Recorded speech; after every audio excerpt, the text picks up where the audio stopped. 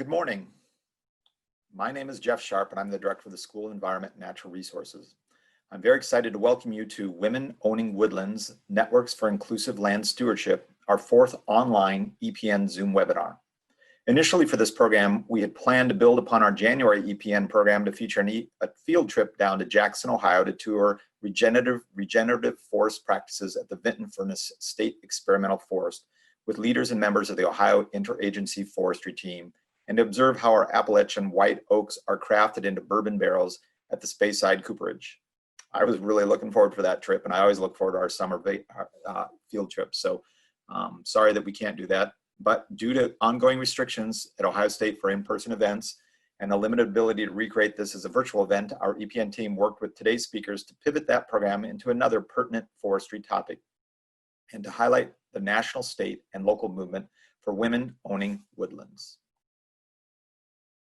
I'm very excited that we worked with experts from Central State University, the Hocking County Soil and Water Conservation District, Holden Forests Gardens, and ODNR's Division of Forestry to put on today's program. There are many lenses of diversity, equity, and inclusion in natural resource management, and gender is one. Diverse individuals and professionals should be able to participate fully within land stewardship. However, traditionally in Ohio, where most land is privately owned, farm and forest decisions have often been made formally by and for men. Legacies and barriers toward land ownership and management, alongside who our institutions have identified as prototypical foresters for outreach and engagement programming and training, have limited historically the diversity of woodland stewards and the forestry profession. In future programs, we will explore other dimensions of access, diversity, and land stewardship, though today we consider gender specifically. While we are making strides for inclusiveness in forestry science, we still have advances to make. Currently, in our School of Environment and Natural Resources, 37 undergraduate students are pursuing their Bachelor of Science degree with a forestry and wildlife specialization. Of those 37 students, 23 identify as female. On the other hand, when we look at the 15 undergraduate forest ecosystem science and management specialization students, we only have 3 students identifying as female out of 15 total. I am delighted that we have 2 SENR alums in our program today, Dani Gill and Stephanie Downs, who along with the remainder of our panelists are advancing the impact that women have in forestry and resource stewardship across the state. So let us move into today's program. Please note that our speakers will present in the order listed here and that we will have time for audience Q&A throughout this program. We invite your comments and questions. We have built about 5 minutes following each mini presentation for speakers to answer questions, as well as the full panel around 11 a.m. Please note in the chat box that Nicole Jackson has pasted in some basic webinar directions. If you have general comments, please put them into the chat box. Also, look at the Q&A box at the bottom of your screen. If you think of a question for the speakers, at any point, just type it in there. Throughout this webinar, questions submitted to the Q&A box will be available for speakers to answer, or moderators will hold it for the discussion portion at the end of the event. At times, our speakers will answer questions live and orally, while other times they will type answers back into the Q&A function. This program is being recorded and will be published at our EPN YouTube page at a later date. I want to make you all aware that there are other programs at the EPN YouTube page, and please consider going back and looking at them because we've had some really topical and wonderful programs in the last year that I think are very salient to our current cultural debates. We will share a link of recordings with you when it is ready, and we will welcome you to revisit the content yourself and share it with colleagues. Jamie Dahl and Jenna Balazs will speak next, providing an overview of the National Women Owning Woodlands movement and discussion on inclusive stewardship of natural resources. Then Dani Gill and Jessica Miller will explain what is currently happening in our 2 Ohio WOW chapters in Southeast and Northeast Ohio, respectively. Next, at around 10:45, Stephanie Downs will discuss the contributions of women owning woodlands to forestry and education and outreach from a state perspective and their connections to the Ohio Inter-agency Forestry Team. Now let us hand it over to Jamie and Jenna to start us off. Thanks, Dr. Sharp. So we're excited to have you all here to have this discussion, this interactive discussion about women owning woodlands and how it is an example of networks for inclusive land stewardship. So myself and Jenna are going to kick it off and really dig specifically into the kind of national Women Owning Woodlands backdrop, and then how this provides inclusivity in stewardship. So we wanted to start with just a little discussion on the fact that Women Owning Woodlands is part of a national movement. And so initially, there are programs all across the country, and some of them have actually been in existence even longer than the national movement. But now there is a website and a core group that is supported by the National Woodlands Owners Association, the USDA Forest Service, and other partners to provide us with some consistent messaging and some tools. So some of the basics tenets of WOW is that we strive to bring topical information that's current around forestry and natural resources and make that accessible. And the idea is that we support women, though we are open to all who facilitate the stewardship of forests. So something that we work hard to make clear, but the name can be misleading. Women Owning Woodlands doesn't mean you have to own woodlands to participate. So we are open to professionals, landowners, and enthusiasts, really anyone else who is enthusiastic about stewardship and wants to talk and learn about that. And we're also really focused on peer learning, so really celebrating that we all come with knowledge and experience and can learn from one another. So an important point as well is we focus on women because we think it's an audience that was kind of underserved and under-focused on. However, all are welcome. So male or non-binary folks still are very welcome to our programming.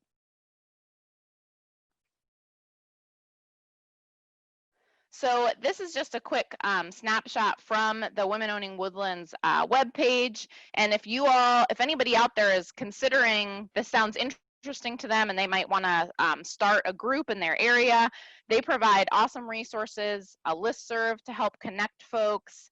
They share events and articles that give us best practices, ideas, lessons learned so that we can learn from one another. And then they also provide like webinars where we can get together and basically, an example was with coronavirus. How are we going to adjust our programming with being locked down with COVID? And we got some ideas from other states through support from this website. I also want to acknowledge two other states that we've really used as models for Ohio.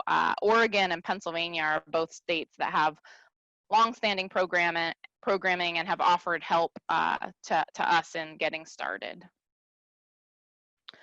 And then here is an example of some of the things that National WOW provides. So this little infographic is basically stats that they provide to us in handouts. So the one handout that's kind of that aqua green color is it's basically a handout to help you make the argument to your stakeholders, to your supervisor, to your organization, why women-focused programming is important. And then they also provide us with valuable quotes, like this quote that says, remove the fear factor, reduce the feeling of being alone, allow women to see that this can be fun and educational. So some great resources.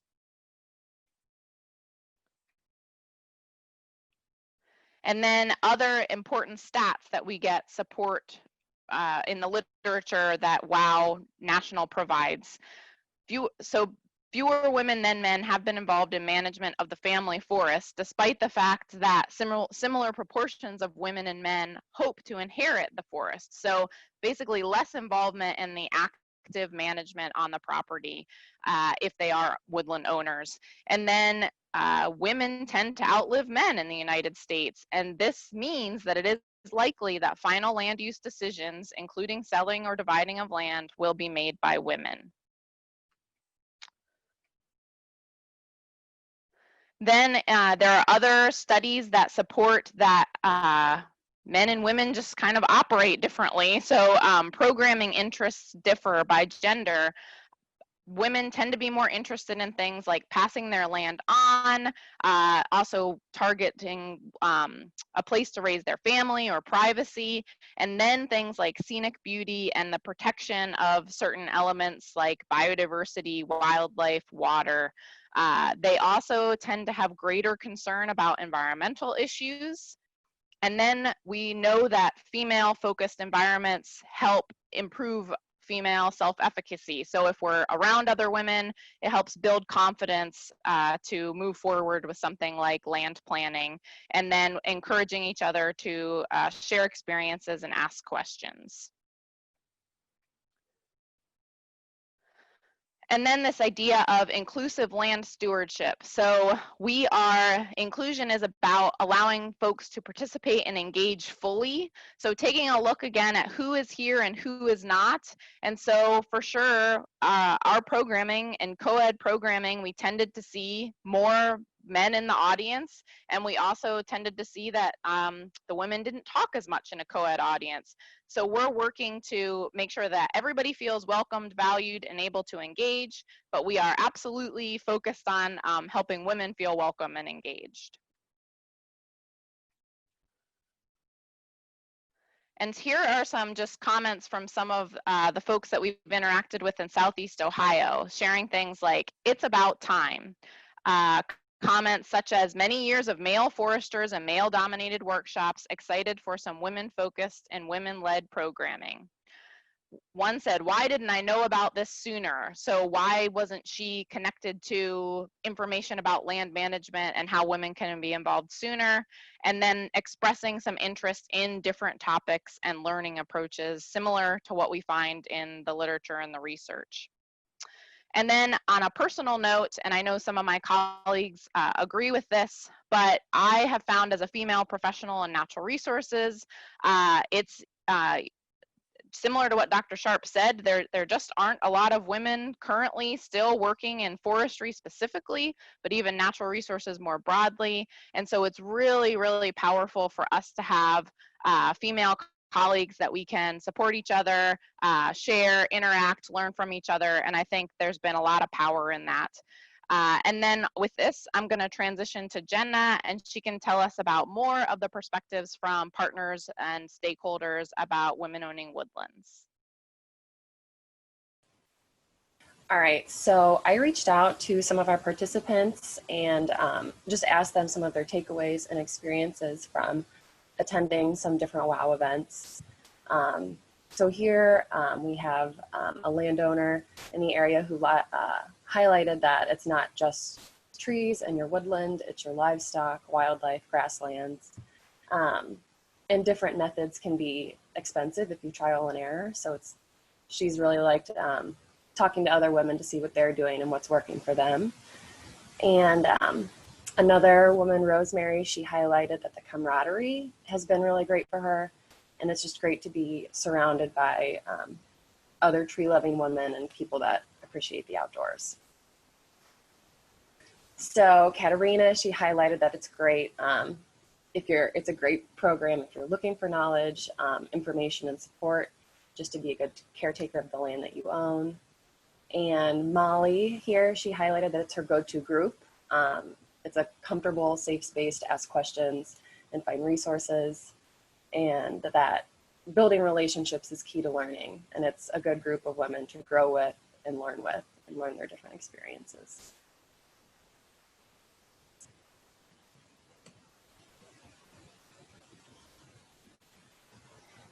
There we go. All right, and Carrie here, she's on the right there in the yellow. She highlighted that this group offers a slew of helpful resources with a wide array of informative and instructive presentations and people of any gender. And that is just a great group, whether you plan your own woodlands, like you own woodlands, or you just like to learn about them. And Kylie here, she highlighted the same thing. I don't own woodlands right now, but she would like to someday. And that it's been just awesome to be alongside other educated women and learning alongside them.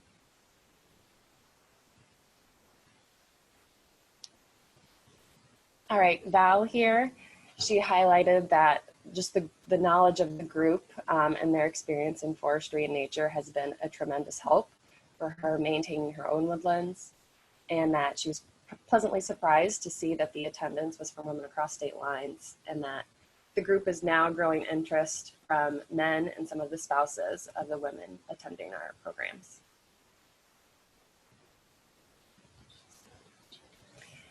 And Brianna here, she highlighted that it's great to be around other women and just becoming empowered through land management, and that it's just not about land stewardship, it's about creating a community. And this quote here is from the Rural Action Sustainable Forestry Program. And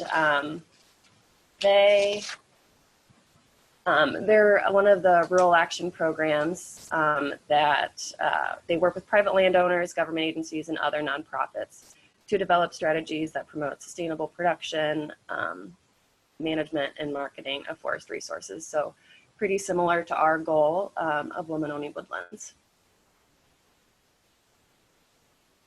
So a lot of our attendees are AmeriCorps members, which I'm an AmeriCorps member in the Appalachian Ohio Restore Corps. So there's 31 of us across 20 Appalachian counties, and the different programs that we're all in range from sustainable forestry, sustainable agriculture, environmental education, zero waste, watershed restoration. We have people at the Buckeye Trail, tourism, resource management, and conservation. So some of the sites, just for an example, that you guys might have heard of: Wayne National Forest, we have some members, the Wilds, Dawes Arboretum, and Soil and Water Conservation Districts, just to name a few. So just a little bit of more background about AmeriCorps. So you receive a living allowance while you're an AmeriCorps member, and you also have an education award when you complete a term of AmeriCorps that can either go towards student loans or for future schooling. A lot of people use it to pay for college. There's also healthcare involved, which is a great bonus. It's just a 12-month term and 1,700 hours. And along with just your hands-on experience at whatever site you are placed at, there's training opportunities, conferences, and you can also volunteer at other sites that some of the people in your corps. So I have pretty much 30 other places I can volunteer at if I want to. And if you would like to have more information on AmeriCorps, we are still accepting applications for the term that starts in August, mid-August 2020 to mid-August of next year. And if you're interested, you can click that link to learn more about it, or I'd be happy to answer any questions anyone has about joining AmeriCorps. So I see in the Q&A, and other panelists, please feel free to take a look too. But Jenna, one question we had was on the topic of purchasing and obtaining land. Do you have any experience with USDA loans for rural housing and rural housing and land? And I will admit, this is one that I personally don't have a lot of experience with that one. I did just look quickly online and I found some online information on that topic. I think it's something that we could certainly, if there's some specific questions, I'm certain that we could point you in the direction of who would be the right folks to talk to, and it probably depends what area you're in. But I don't know, other panelists, does anybody have anything to add to that one? I don't. I know when we went to buy our house, we had the option of getting a USDA loan, but didn't qualify for it. So other than that, I don't have any information. I'm sorry. Okay. Well, Maddie, we'll definitely try to see what other resources in Ohio might be good to point you towards. If you are in Ohio, I guess let us know that. And it looks like there might be some folks typing some things in the chat that could be helpful too. So there's that peer learning example. And so we'll follow up more with that one. And then another question, any suggestions on getting involved in woodland ownership for women who do not have family forests to inherit? And are there woodland owning collectives for people who cannot afford to buy woodlands on their own? So absolutely, I think this is Lucia. I know from my perspective, I think groups like Women Owning Woodlands it would be one way to start. So, and even if you're not near one of our hubs in Ohio, there are local landowner groups. I'm sure you could still be involved. A lot of woodland owners would appreciate anyone with interest and help, I'm sure. And then there's also, of course, I think there are these collective ideas, and of course our public lands is another option. But as an example, I know I did some work with one in the Yellow Springs area called Agraria, but it's like a regenerative agriculture kind of almost like co-op organization, and so the community can be involved in different ways. So I think I would just recommend, we have folks on here from Soil and Water, but if you're in Ohio, they might be a local place to reach out and find out, are there organizations or conservancies like that in your area that you could get involved with. And I don't know, if any panelists have anything else to add, or Jenna, to that one? No, I'm not too familiar with that subject. Okay.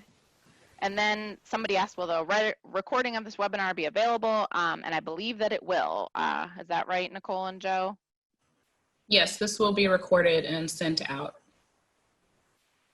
Okay, awesome. So I think that's the Q&A for now, and probably a good time to transition to Jessica. Keep the questions coming, please. Great questions, everybody. This is it's exciting to be a part of this. So I'm going to kick us off. Dani and myself will be offering and discussing about the local chapters of Women Owning Woodlands, which both of which are fairly recent. So we have a Northeast WOW chapter and a Southeast Ohio WOW chapter, those being the areas where we have the majority woodlands in our state. So I'm just going to start us off discussing a little bit about Northeast Ohio. So just a little bit about myself. I work with Holden Forests Gardens, mostly out of the Holden Arboretum, and we are a public garden and arboreta in the Cleveland area. So the inception of the Northeast Ohio chapter has basically come about just this past winter of 2020. And because of what Jamie shared amongst the profession, and being in this profession for a little while, I have encountered a demonstrated need and interest amongst both female landowners and natural resource professionals at workshops, network meetings, things like that, informal and informal conversations. So as a result of observing that need, I started reaching out and discovered the National WOW Network and doing a little bit of research, and then started talking to Jamie and other Southeast Ohio advocates for this work. So the realization for me was that as a public garden and arboreta, Holden Forests Gardens could actually be filling potentially a good niche, because we are already doing a lot of outreach and education in regards to land stewardship, and have connections both with private entities and agencies and other institutions. So I wanted to share a little bit about, just transition here, I wanted to share a little bit about how we've been asking the questions, what are the Northeast Ohio forest management need gaps, which is basically where the WOW network came from. So as we started asking this question, we were thinking, okay, where do landowners need assistance? And this was an important question to us because this is an institution that is oriented around connecting people with the value of forests and plants. 85% of our forests in Ohio are privately owned. So private landowners are a really important audience to serve.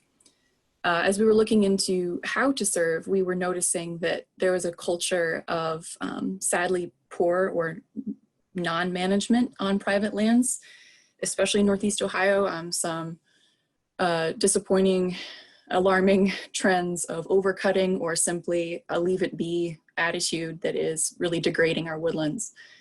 Also, a lot of smaller landowners, which they own a majority of the privately owned land is in about 10 acres or less. But these small landowners kind of fall in a gap between arborist professionals and forestry professionals, wherein there aren't, they usually aren't connected to resources to help them really wisely make land stewardship decisions. Or even if they have written their own management plan, they don't always know where to go to find appropriate help or vendors. Also, we were noticing in talking to our colleagues at ODNR and even private consulting forestry professionals that there is a lack of relevant, applicable research. And when I say applicable, I mean actually happening in our region. In our bioregion in Ohio, we have some really challenging local issues, whether those are sort of, you know, on the ground issues such as pests and pathogens. We're battling beech leaf disease. So we realized that as an arboretor, we have the capacity to meet a lot of these needs. Thus, we created Working Woods, which is a management demonstration site on our campus, and a project to do some outreach directly to natural resource professionals and landowners. Now, I wanted to give that as a background because the question here was, you know, in this webinar is what about the women? I was noticing, again, in all of these sessions and these outreaches that we were doing, that, you know, the same sort of trend that women were present and owning a lot of land and making a lot of land management decisions, but also not necessarily equipped in the same way or maybe empowered in the same way as men were. Also just simply, I have a photo, I think, on my other slide here of, yeah, back up. In that corner there is a picture of all of our interns that we've had through conservation and research at Holden. And I just put that on there because I want to demonstrate that a lot of the young women that we had coming in are really, really interested in natural resources as a profession and in land stewardship, but and really seem to value peer-to-peer learning and tutelage in a woman-to-woman environment. So thus, I just decided to, you know what, cast a wide net, see who's interested. So we had our very first gathering basically as a discussion. Whoever was interested was able to come, and this was in late February of this year. We gathered in a snowstorm. About 45 people signed up, and 30 were able to brave the weather and come. Some came, you know, drove 2 hours through the snow, and it was a wonderful time. What we were learning is that in those discussions that we had at the meeting is that there were high conservation values amongst participants. There was a great range of interests and land ownership represented.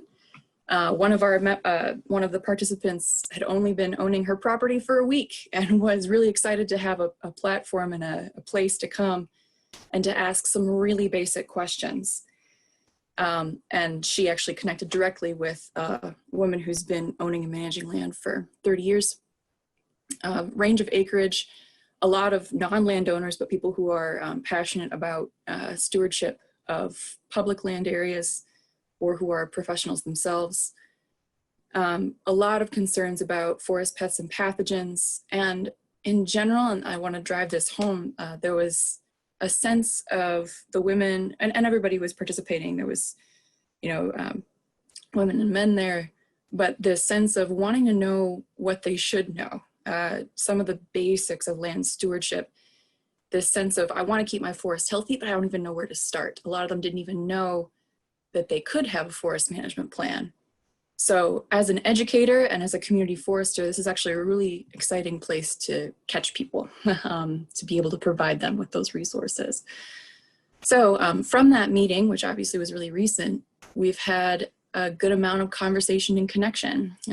Since there were a lot of natural resource professionals there, I know that there have been field visits. There are women who have adopted land management plans, and we have established communication with each other, both peer-to-peer and through an email chain. One neat connection was that there were actually neighbors that attended without even knowing that they were neighbors. They discovered that their properties abut each other, and now they're considering land management together as a unit. One a single woman and the other has only been owning the property for a year. So this is exciting for them to connect to each other. And then I've been coordinating the assembly of a regional leadership team with our soil and water district, and with the help of ODNR and the tutelage of Southeast Ohio WOW. And we took a survey, which is going to be helping us to direct programming in the future. So for anybody who is in Northern Ohio, it doesn't even have to be Northeast Ohio, but feel free to reach out and get involved. This is, like I said, in the very beginning stages. And what's really neat about that is that we can hopefully be meeting each other's needs organically and having these conversations. So I encourage you to reach out, whether you're a landowner, professional, or anyone who's interested. And we do have a Facebook group wherein those who are already engaged in the group can share with each other questions and do that peer-to-peer learning. So I invite your questions now in the Q&A chat box, but I'm going to go ahead and turn it over to Dani, who will talk about the Southeast Ohio chapter of WOW. So as Jessica said, I'm Dani Gill. I work for Hocking Soil and Water Conservation District. I'm the wildlife forest technician for the district. I'm primarily assisting landowners with forest and wildlife land management questions and tying them in with the professionals that they need, and also ag-related questions and concerns that folks may have. So the Southeastern Ohio chapter was actually started last May of 2019 by Jamie Dahl. She works with Central State. She and I met at a Day in the Woods program, which is another program that happens down here in Southeastern Ohio, or it's also called the Second Friday Series through Ohio State Extension. And it was just after the start of her starting the chapter here in down in Athens, Ohio. And she asked me to start helping. So Hocking Soil and Water has been a partner for a while. Then throughout the summer, we partnered with Rural Action, with Division of Forestry, and other local agencies to kind of build up the team that we have now. We've had in-person meetings, webinars, and field visits. And some of the partners that we have, we've got USDA Forest Service that has helped us a lot. As I said, Hocking Soil and Water, the Central State University and Division of Forestry. We've worked a lot with the Ohio State University with Dave Apsley through Extension and some of the other folks, and Rural Action.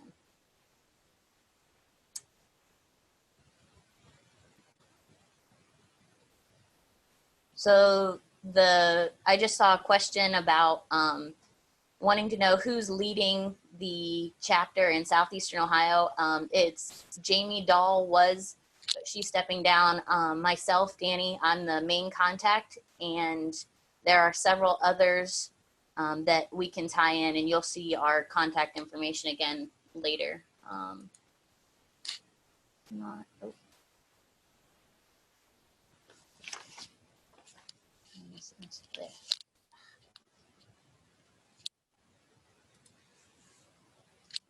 Okay, sorry about that.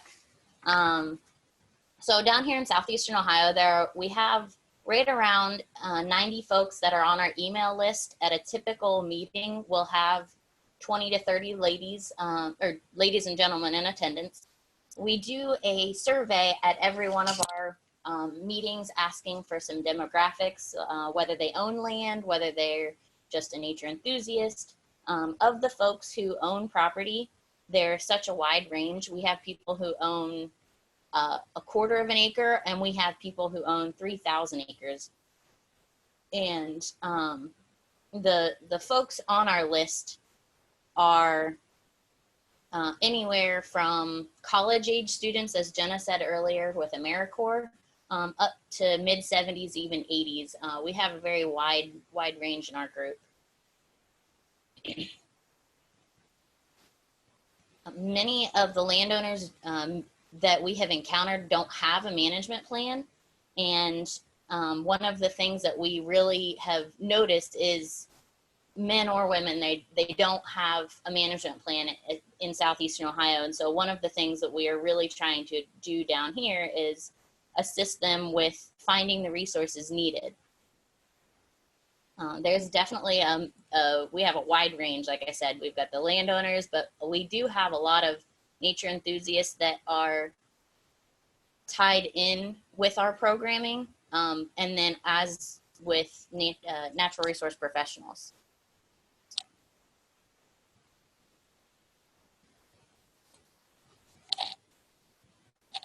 So some of the programs we've hosted, the very first program we had was more of like just a question and answer situation that Jamie set up, allowing them to just get a feel for what WOW was. But then it transformed into, we've done tree ID programs. Last week we had a legacy program that we did, tree planting and maintenance, non-forest timber products, or non-timber forest products, my apologies. We even hosted a fun one that was called Sappy Hour. So we just answered lots of different questions. There is a federal program that folks can get in if you own property called EQIP, the Environmental Quality Incentive Program, and it can help cost share some of the management objectives. So we had a crash course on EQIP. We even had programs to assist people in deciding what objectives they want, because in order to have a forest management plan, you have to decide on a few objectives for your property.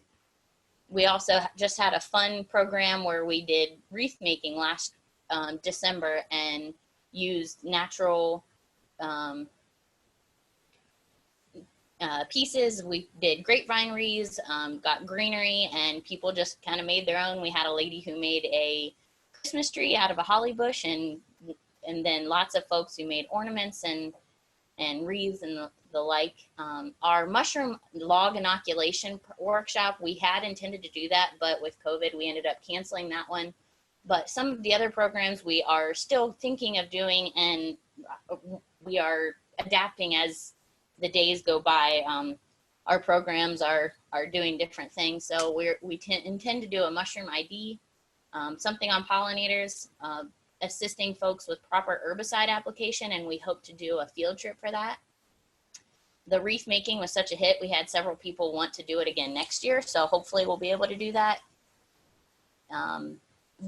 Taking the Objectives 101 a step farther and doing forest management plan basics, we have thought about doing the 5 Things series. So that is where we pick 5 things, 5 invasive species, plants, 5 insects that you might encounter on your woodland or in a woodland, and doing a series on those, and then one about mitigation of alien invaders. As I said earlier, the partners we've worked with so far, we've had Central State, Ohio State, Rural Action, Hocking Soil and Water Conservation District, the Ohio Division of Forestry, which is in the Ohio Department of Natural Resources.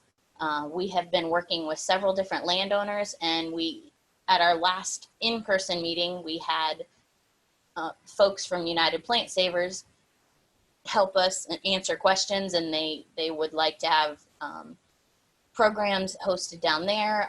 Dawes Arboretum, the Blue Owl Hollow Forest Farm, that's where we were supposed to do the mushroom log inoculation. Hopefully we'll be able to do that. And we do work with, or several of our participants are Ohio Certified Volunteer Naturalists, and it is a program through Ohio State. And the hope is in the future, maybe having some of them come in and do programming for us. So down here in Southeastern Ohio, we have several different things, several different places for folks to kind of connect. We have a Google group. So it's an email group that you can be in on. We have a Facebook page, which is SE Ohio, Women Owning Woodlands. That's our business page. And then we also have a group with that in order to allow folks to engage one another and work with each other, answering questions and asking where they might need to find a resource. So this is just some photos from our wreath making workshop. I think we had 35 attendees for that. That was our biggest program yet. The top left-hand corner, that was the very first meeting that Jamie had. And then the bottom right, this was our tree ID program. We had several AmeriCorps members come, folks from Rural Action, and even local landowners, just to learn some quick tree ID tips while there's still leaves on. Now, another program we plan to do is maybe a winter ID, and therefore it would just be going off of the buds and tree form because you won't have the leaf. I think we have some time to answer any questions before we move on to the next section.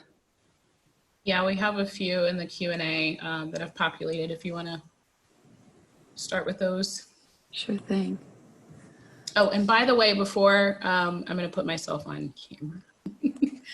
Dani mentioned the Ohio Certified Volunteer Naturalist Program. I'm the program coordinator for the Ohio Certified Volunteer Naturalist Program. So if anybody's interested in getting certified or just needs any additional information, I'm going to post my info in the chat box. So, All right, so it looks like, oh great, from Annie we have a couple good points here. That OEFFA has land stewardship. These are some resources in response to a couple questions that have been asked already. That OEFFA, which is Ohio, the Farming Association. Help me out, Dani, what's the acronym? I don't know what OEFFA is. Is that just the FFA programs in the schools, or? I'm not sure, but these are Future Farmers of America. Okay, so that's the programs. Oh, wait. Molly says it's the Ohio Ecological Food and Farming Association. My apologies. So Molly might need Molly or someone. Molly Soash is another one of our assistants down here and partners down here in Southeastern Ohio, and she's with Rural Action. She helps with that. There is a link, oeffa.org, down in the chat box, so you might get some more information there also. Yep, and that answers the other, the link for Rural Action, and then EQIP. I'll type in EQIP, the website that you can access EQIP, which is a cost sharing program, really useful for getting resources to actually do land stewardship. So there's a question about volunteering with WOW and meeting private landowners lead to a job in natural resources. I don't see why it couldn't. I mean, one of the jobs that you could do is AmeriCorps, and meeting, you could start those questions and networking through WOW programming. So the possibilities are endless. I mean, you just have to start asking the right questions. Absolutely. So to answer Annie's questions about moving programs, down here in Southeastern Ohio, we do try to move them. We've had some at Rural Action. We've had some in Hocking County. Like I said, the mushroom inoculation, that was going to be over in Licking County, my apologies.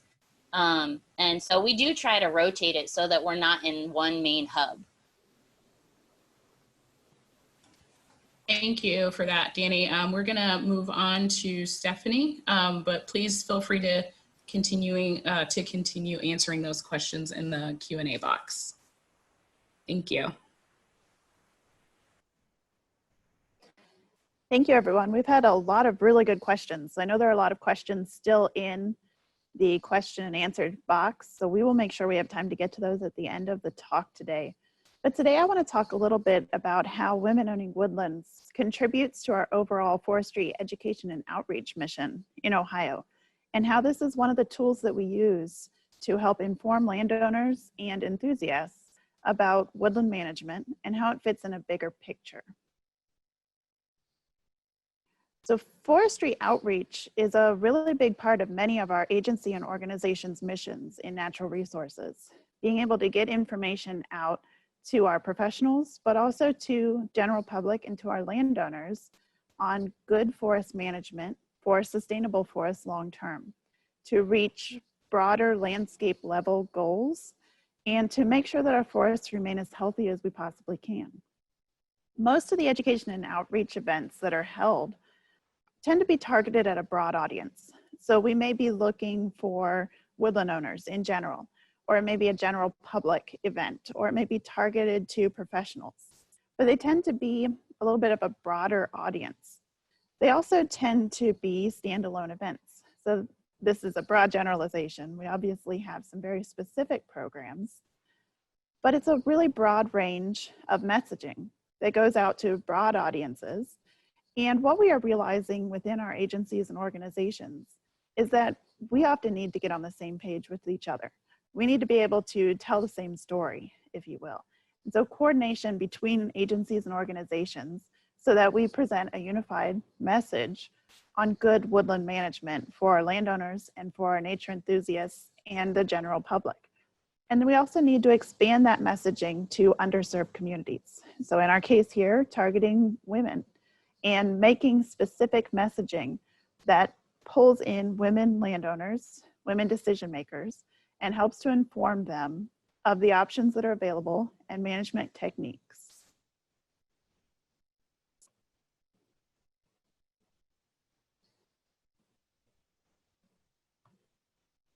Thank you.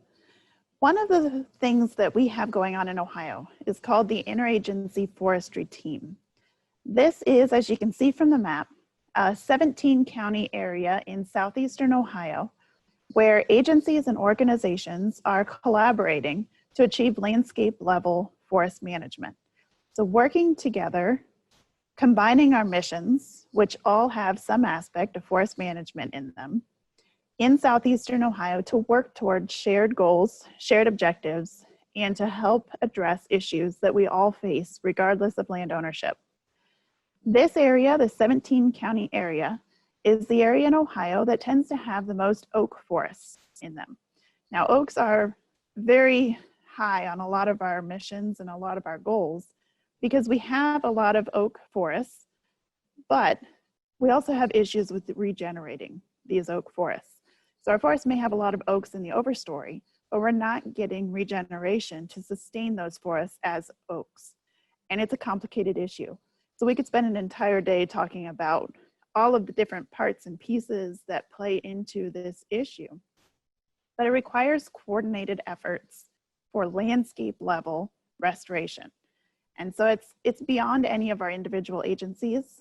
It involves a lot of different public entities as well as private landowners. So if you notice in this map, all of the colored areas are public land ownership.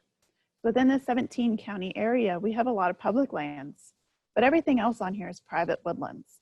And in order to get ecosystem restoration, we need to be able to work across these lines, pull people in, and share common goals and objectives. So the Interagency Forestry Team is a collaboration where we have several goals. We actually have a business model in place. How do we work together? Turns out every agency and organization has their own red tape. And so this is a way to help avoid all of that red tape and allow us to work together to achieve these goals. We want to be able to tell our story consistently, tell the oak story consistently. What is the issue and what are we doing to address it? And what can everybody else do to help with the issues as well? Part of that is developing science framework. So being able to pull on specific science to this region and to these forests that we can use across lines. And then developing the shared stewardship of our oak resources. This is not something we can do individually. We need to be able to work together and share ownership of the issue and of the solution. So the Interagency Forestry Team is actually pretty unique in Ohio in that we draw 8 different public agencies together to address a common problem. So 4 of those are within the U.S. Department of Agriculture, with the Natural Resources Conservation Service, and then 3 branches of the U.S. Forest Service. We have state and private forestry, who offers assistance to states for private woodland management, the Northern Research Station, which is a research branch of the Forest Service, and the Wayne National Forest, so the on-the-ground public lands. We also have two divisions within the Ohio Department of Natural Resources, the Division of Forestry and the Division of Wildlife. Both of these divisions own public lands and manage them for oak forests. And then we also have cooperative extension. So both Ohio State University and Central State University to assist with that education and outreach component.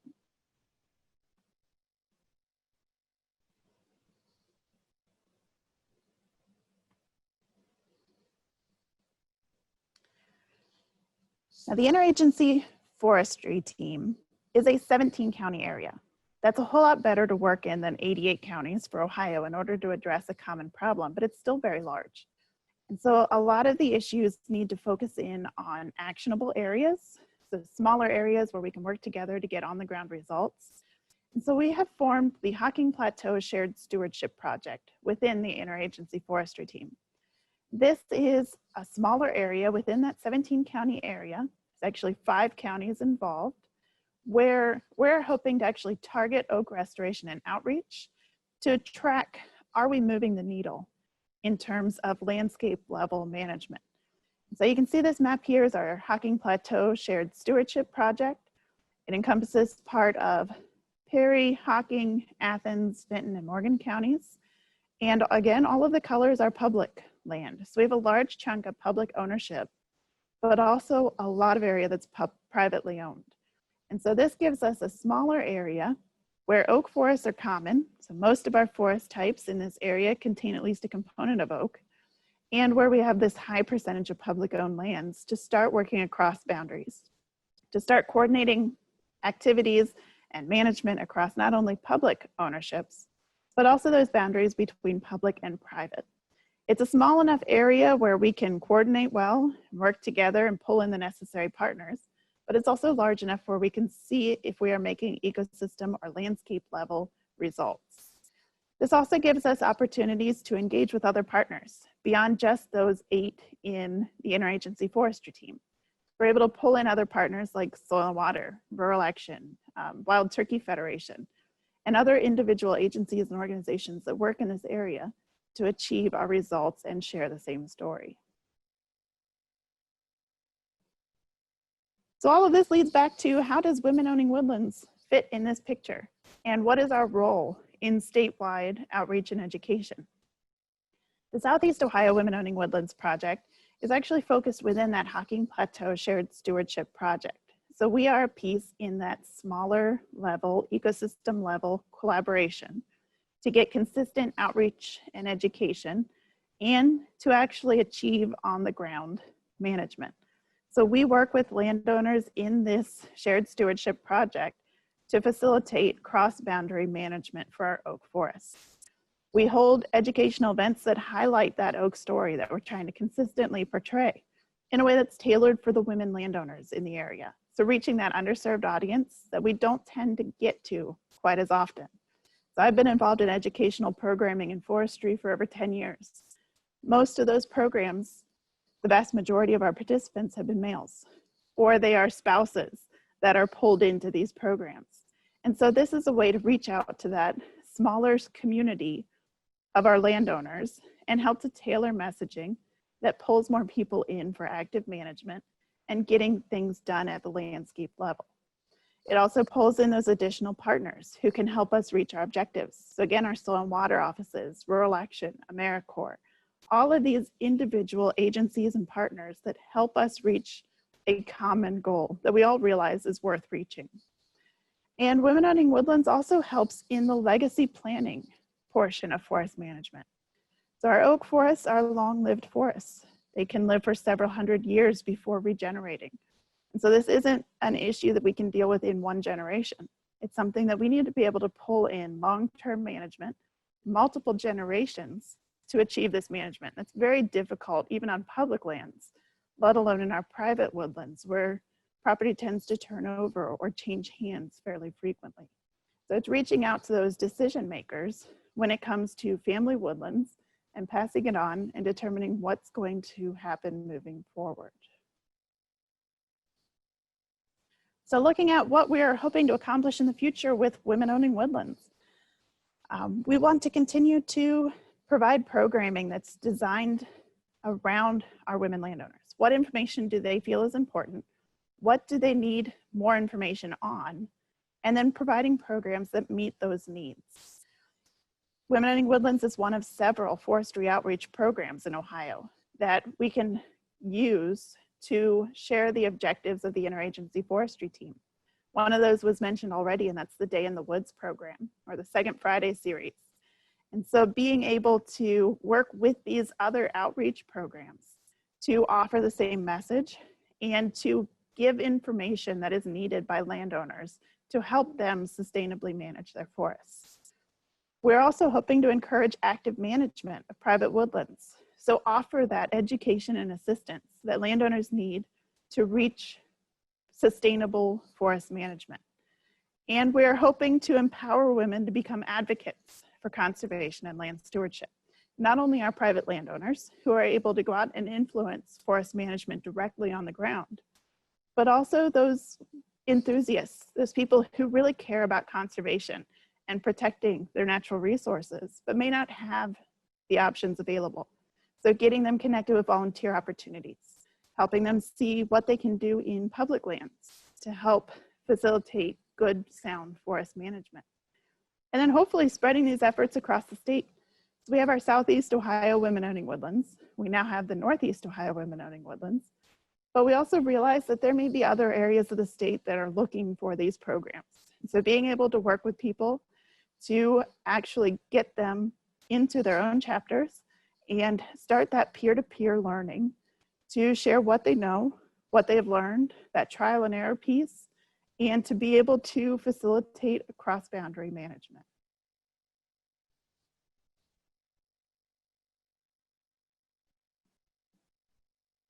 So with that, I would like to say thank you. We will open up to some questions. So I know there are a lot we haven't gotten to yet, and I'm sure there are some new ones that have come up. Do we want to just open it up to general questions, or are there some?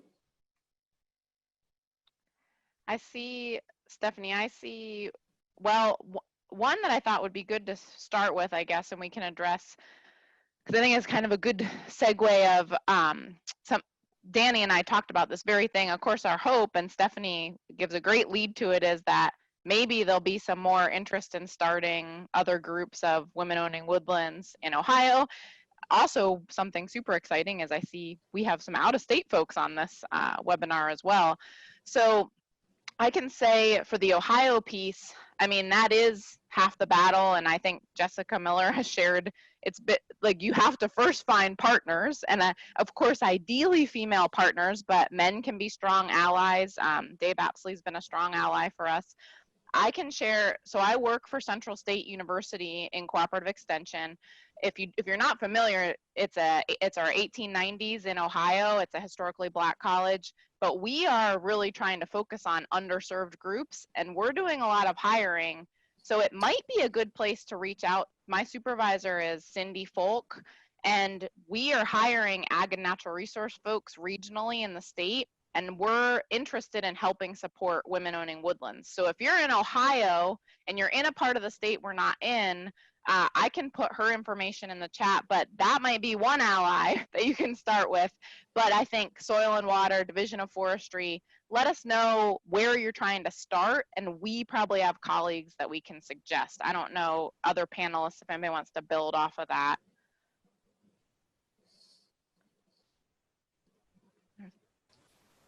So I guess the only thing I have, just if you're interested in AmeriCorps, make sure you check the chat box. Nicole has put in the link and everything in there. I think several of our emails are in there. Stephanie, we do have a question about the Oak Forest program. I see that. So looking to follow the results, I'm guessing you mean the Interagency Forestry Team. So the Shared Stewardship Project is actually a project that's under the U.S. Forest Service. And so if you search for Interagency Forestry Team, you should be able to get some information on what's been done. I think we just did a fact sheet on accomplishments so far, and that should be on the U.S. Forest Service's website. And I'll have to look and see if I can get that link. But you can also go to the Southeast Ohio Woods blog site that's run by Dave Apsley, And he keeps a lot of information about this education and outreach piece on that page. And so that's a really good way to stay connected to outreach events that are occurring or that have occurred, where you can get information on programming, but then also some general information on forest management. I'll see if I can find those links.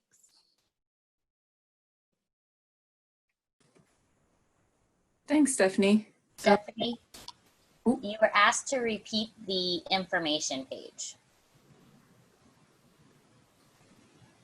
Let me see if I can find that link, and I will just put it in the chat box, and that will be a little bit easier than just trying to tell you to Google it. So while Stephanie's looking for some of that, we are putting other resources in the chat. Just some other resources that have come up.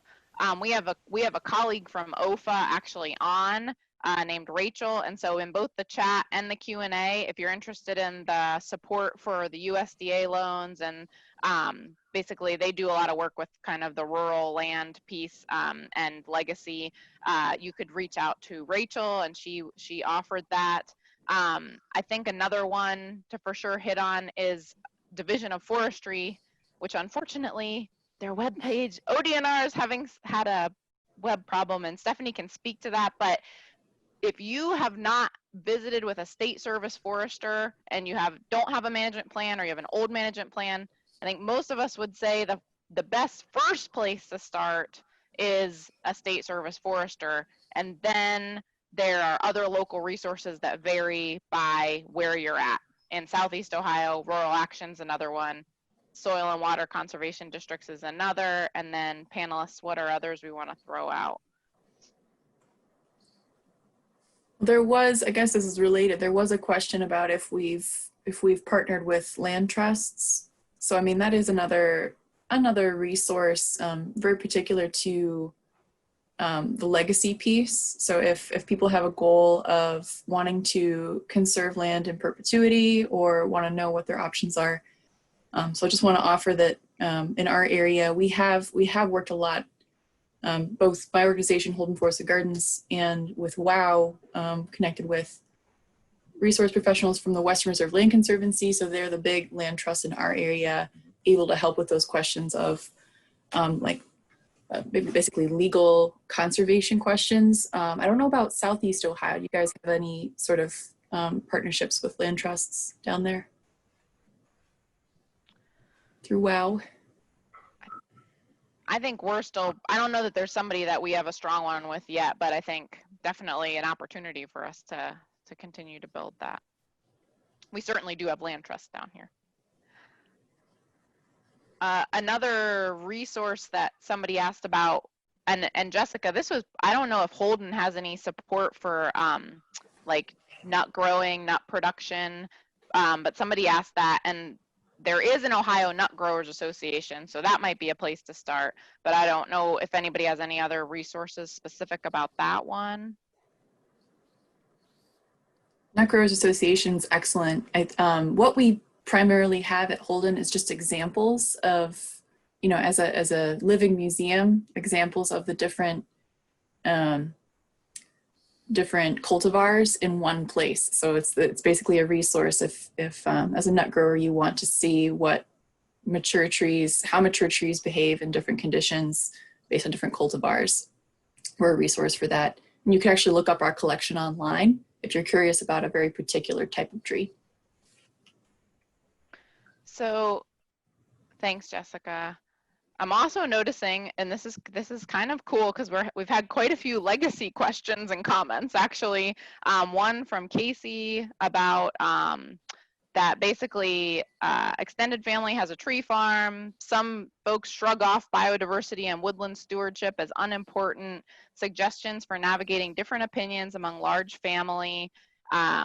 And then we actually had somebody else who also asked about legacy. I have no children or other heirs to pass my land on to, looking into easements. So for both of you all, one, please follow up with Dani and I, because we have a legacy talk that we just did, and we can send you the resources and the recording. So I think that would be super helpful. And basically, it's a tricky answer, but it's something that we are really paying attention to, trying to add resources to in Ohio. But basically, we, you know, and so the first steps, I guess, are, and our webinar goes into great detail, so we can send you these resources, but some of the first steps would be just taking a step back to like determine what is it that you think you want for the property, and if it's extended family and disagreement, we would really suggest maybe start with some one-on-one conversations to get an idea where different folks are coming from. And if you have those challenges of family where you anticipate disagreement, I would say maybe consider an outside facilitator to help with some of that discussion. And then this presentation that we'll share with you can give you some resources of questions being a good place to start, because it feels more open and not like you're loading, not like you're trying to guide them in a certain direction. And then also ground rules. So like if your family gets heated, trying to set ground rules and have good timing for when people are in good spirits, I guess, for such a discussion. Other panelists, anything to add to that from professional or personal experience? And I think the one with the person that didn't have heirs and looking at the easements, this presentation will help you think through some of that too.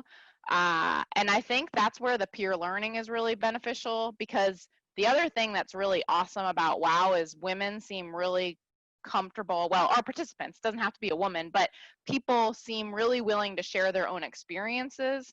So some of the richness is just hearing there are other landowners who don't have heirs, and how are they approaching that? But because there are multiple options out there for you, and it's just kind of figuring out how to navigate them and what's a good fit for you. I see some folks putting some good resources in the chat as well to share. Let's see.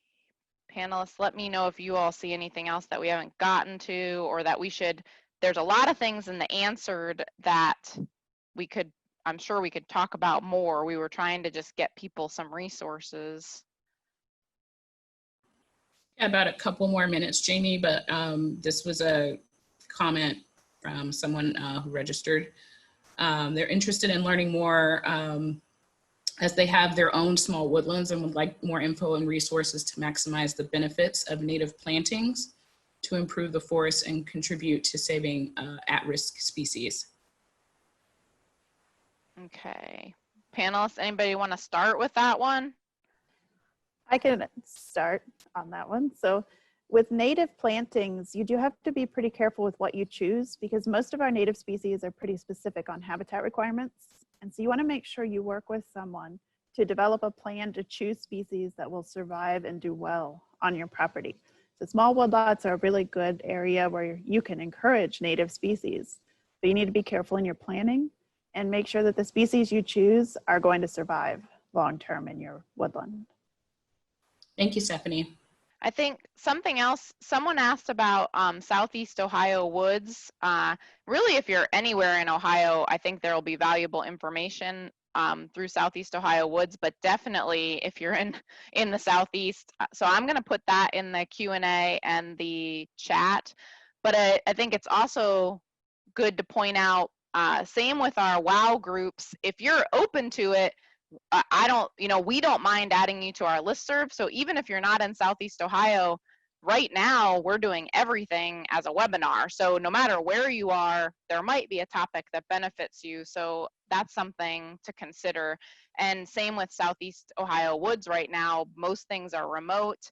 And Dave is really great about posting them after the fact, even the recordings. So if you're not using those resources, check them out. I think all of us are doing things remote and recording, so there's a lot of opportunity for sharing ideas.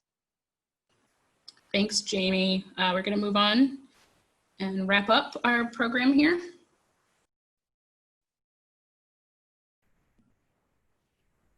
Thank you, Jamie, Jenna, Dani, Jessica, and Stephanie. As is our EPN tradition, we want to recognize you with a certificate of appreciation and thanks for your participation today, albeit in electronic form. This was a very informative program. I really appreciate all the resources that you brought to our attention. It's wonderful to know that folks are out working on these issues as hard as you all are. So hopefully there'll be some tangible outcomes from today's presentation, and people will seek you out for further information. So we appreciate you, your efforts in helping put together this program. Before we transition to the next set of items, I do want to extend a big thank you to Jamie Dahl on behalf of Ohio State and our extension program in forestry for the collaborations you have facilitated with our school. The EPN team and many of our staff have enjoyed working with you. Thanks and best wishes as you continue your PhD and professional work back in Colorado. Looking ahead, our next EPN webinar program is scheduled for Tuesday, July 14th, and we will feature environmental educators, parents, and community members on how to better navigate at-home learning connected to outdoor education and engagement with the natural world around us. Many of you have probably read about wonderful resources or efforts to sort of like engage children in nature during this COVID shutdown, and hopefully we'll get some more great ideas from folks on how we can sort of further engage students in these outdoor education opportunities. Please stay tuned for the registration details, which will be available soon at epn.osu.edu. In the meantime, you can contact Joe Campbell or Nicole Jackson if you would like to learn more. We are certainly in unprecedented times, with COVID-19 response plans beginning to form for summer and autumn activities at our university. There are still many things still up in the air. We have no idea how we're going to be delivering this fall's curriculum, or we have some ideas how we're going to deliver it, but we don't know practically how we're going to do that. Lectures greater than 100 will not take place.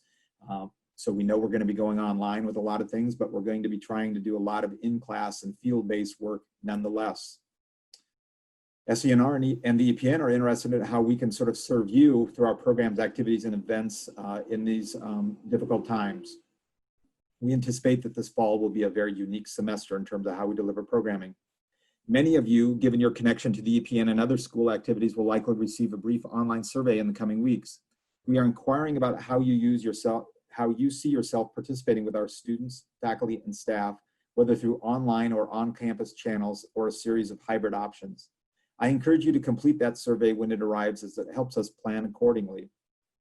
In addition to the overall SENR survey, I hope that you will complete the very different and even shorter survey that you'll receive automatically based upon your participation in this event, as it is designed to inform the EPN and both Ohio WOW chapters on future follow-up and programs. Thank you to all who joined us today, and please stay safe and well connected.